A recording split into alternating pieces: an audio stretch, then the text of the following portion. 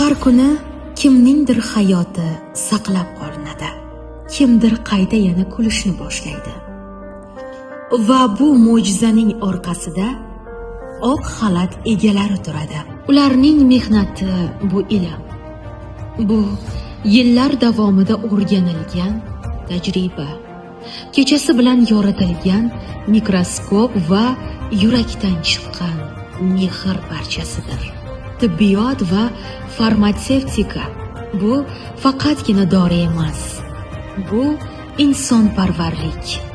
Bu hayotga bo'lgan sadoqat ramzidir.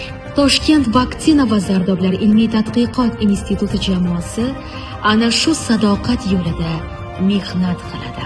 Ular ishlab chiqqan har bir yangilik, har bir dori, har bir zardob, har bir biologik faol qo'shimcha minglab yuraklarning umidiga aylangan. Chunki har bir tomchi bu hayot belgisidir.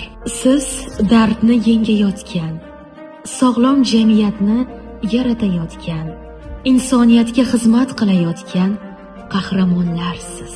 Yana bir bor bayramingiz muborak, aziz farmatsevtika va tibbiyot fidoyilari.